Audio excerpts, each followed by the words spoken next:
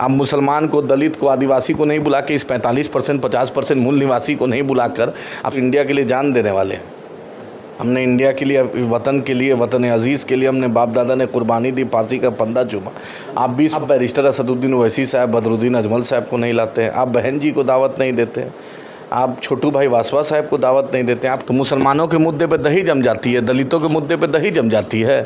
हाँ, बतलाइए, 8,000 करोड़ स्कॉलरशिप दलित कम्युनिटी का था, कौन? इम्तियाज़ है और आप एक्टिविस्ट लाइव देख रहे हैं। देखिए, मेरे साथ बातचीत करने के लिए मौजूद है AIMIM के युवा विंग के प्रदेश अध्यक्ष है और प्रवक्ता भी है। साहब, कैसे देखते हैं, एक नामकरण हो गया है, विपक्षियों की तरफ से इंडिया नाम रखा गया, एक तरफ इंडिया है, तो आप कहाँ देखते हैं लगातार आपको निगलेक्ट किया जा रहा है एकदम? इंडिया का मतलब ही है प्लुरलिज्म, डाइवर्सिटी। इंडिया की खूबसूरती ही है कि हर जात, हर धर्म, हर वर्ग, हर खान, हर पान, हर वेशभूषा को लिया जाए, उसी का मतलब इंडिया का मतलब मोहब्बत होता है। और जिसमें मोहब्बत नहीं हो, इंडिया का अधूरा रहेगा, इंडियानेस। तो उनसे पूछिए कि भाई आप इंडिया बनाएं, हम लोग तो इंडिया के लिए जान देने वाले हैं। हमने इंडिया के लिए, वतन के लिए, वतन अजीज़ के लिए हमने बाप दादा ने कुर्बानी दी, फांसी का फंदा चूमा। आप 20% मुसलमान, दलित, आदिवासी कम्युनिटी को नहीं लग रहे हैं। सबसे ज़्यादा सौतेला व्यवहार सरकार ने मेरे साथ किया, मुसलमानों के साथ किया, दलितों के साथ किया, आदिवासियों के साथ किया। मॉब लिंचिंग मेरी हुई, मेरे ज़मीन हड़पे गए, मेरे घर बुलडोज़र चले, मेरे पर जितना जो ना हुआ, मेरे इज़्ज़त लुटी, हर कुछ तो हम झेले हैं। आप बैरिस्टर असदुद्दीन ओवैसी साहब, बदरुद्दीन अजमल साहब को नहीं लाते हैं, आप बहन जी को दावत नहीं देते हैं, आप छोटू भाई वासवा साहब को दावत नहीं देते हैं। आप किसको दावत देना चाहते हैं? ममता जी भी भाजपा के साथ रहीं, नीतीश जी भी भाजपा का इतिहास, फारूक अब्दुल्ला भी भाजपा का इतिहास। मोहब्बत की दुकान खोलने निकले हैं भाई, मोहब्बत की दुकान तो जुनैद और नसीर को ज़िंदा जला दिया गया। मनु मनेसर पे अब तक राजस्थान सरकार क्यों नहीं कार्रवाई की? वहाँ तो कांग्रेस की गवर्नमेंट। रहीमुल ईदुल को मार दिया गया छत्तीसगढ़ में, वहाँ तो भूपेश बघेल कांग्रेस के चीफ मिनिस्टर। हिमाचल प्रदेश में मुसलमानों को हर दिन धमकी दिया जा रहा है, भागिए, रोड छोड़िए, मकान छोड़िए, वहाँ पे तो भाजपा नहीं, कांग्रेस है। उत्तराखंड में, उत्तरकाशी में, वहाँ पे MLA थे कांग्रेस के, कभी कुछ नहीं बोलते। मुसलमानों के मुद्दे पे आप राहुल जी, प्रियंका जी से पूछिए, आज तक बोले हो? मदरसा अजीज़िया जल गया, रामनवमी के बाद जो वायलेंस हुआ था, आप उसमें बतलाइए। नीतीश जी, तेजस्वी यादव कभी आए भी हों, तेजस्वी जी कभी गए भी होंगे, लालू जी तो जाते भी थे। तो मेरे मुद्दे पे आप नहीं बोलिएगा। ये तो RSS की टीम बन गई ना। एक तरफ बीजेपी है जो RSS का ओरिजिनल है, ये कॉपी टीम है। आप तो आरोप है कुढ़नी में हरवाई दिए, जितवा ही दिए भाजपा को, गोपालगंज में भी आप जितवा दिए, आप चोर दरवाजे से जितवा देते हैं भाजपा को। भाजपा को जितवाएं तो ये नीतीश जी 17 साल किसके गोदी में दूध पिए थे? किसके गोदी में? अटल कैबिनेट में जब गुजरात जल रहा था तो नीतीश जी कहाँ थे? वही वाजपेयी जी गवर्नमेंट। गोधरा के वक्त उन्होंने जांच नहीं कराया, यही नीतीश जी। CA NRC में किसने मोदी जी का साथ दिया था? कश्मीर में 370 में किसने मोदी जी का साथ दिया था? बतलाइए, किसने बोला था मोदी जी के नाम पर नवादा में, छपरा में, सिवान में वोट मांगा था? यही नीतीश जी मांगे थे। तो बतलाइए कि B टीम कौन हुआ जो मोदी जी के साथ गले से गले मिलाए, जो मोदी जी के साथ चाय नाश्ता खाना खाए, जो मोदी सरकार में मंत्री बने। इनका अभी भी राज्यसभा का जो वाइस चेयरमैन है वो जदयू का MP है, हरिवंश जी। तो ये कैसे हमको बोल सकते हैं? NCP कैसे बोल सकती है?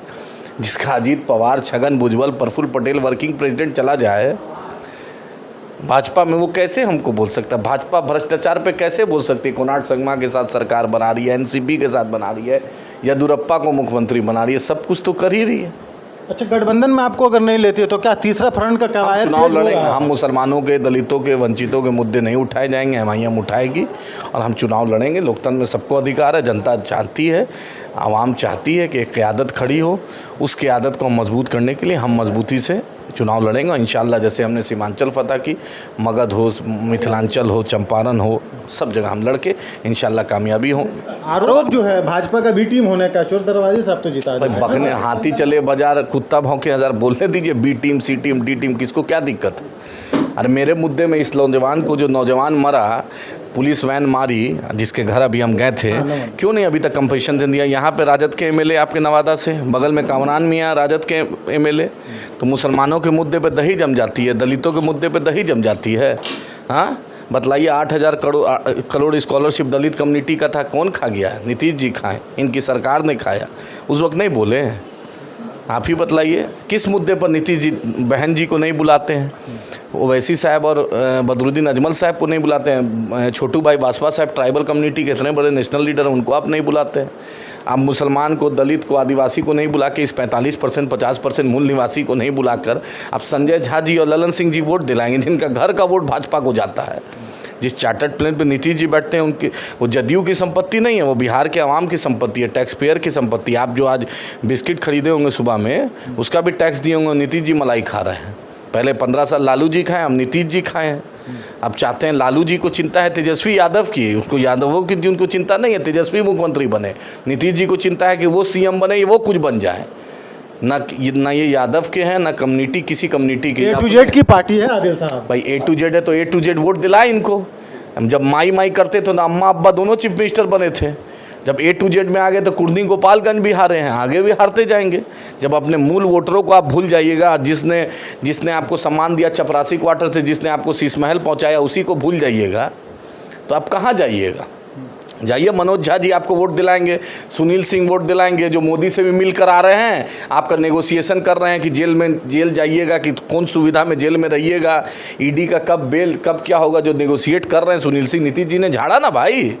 मनोज झा जगदा बाबू दिलवाएंगे, नीतीश जी को सुधाकर सिंह गाली भी देते हैं और बेटा को टिकट भी राजद देती है। ये तो लीला अपरंपार है, समझ में नहीं आता है। लास्ट सवाल, तीसरा फ्रंट अगर बनाएंगे तो साथ आएगा कौन कौन आपके साथ? देश की इतनी बड़ी बहन जी हम लोग उनके साथ विधानसभा चुनाव लड़े। हम चाहते हैं वो आए हमारे साथ, लड़के मिलके जय भीम का नारा जो देंगे हम चाहेंगे। संविधान की लड़ाई हम लड़ते हैं, संविधान पर हम बात करते हैं, तो हम नहीं आएंगे साथ तो कौन आएगा। ये तो हम लोग का परमानेंट अलाई है। हम लोग ये असली ओरिजिनल अलाई है। बसपा और MIM तो ओरिजिनल अलाई है। ये दोनों आएंगे इंशाल्लाह, हम चुनाव लड़ेंगे, मजबूती से लड़ेंगे। हम चाहते हैं कि अलायंस हो। मगध का सीट का टारगेट 100%। औरंगाबाद, गया 100%। गया में तो हम लोग कैंडिडेट भी घोषणा करने जा रहे हैं। बैरिस्टर साहब का 5 प्रमंडल में प्रोग्राम है जल्द से जल्द, तो उसमें हम कैंडिडेट भी घोषणा करेंगे। चलिए, बहुत धन्यवाद। तो ये थे आदिल शाह। तो क्या समझते हैं आप इनकी बातों से? आप अपनी प्रतिक्रिया कमेंट बॉक्स में जरूर दीजिएगा। मिलते हैं कहीं दूसरी जगह पे, तब तक के लिए जय हिंद, जय भारत।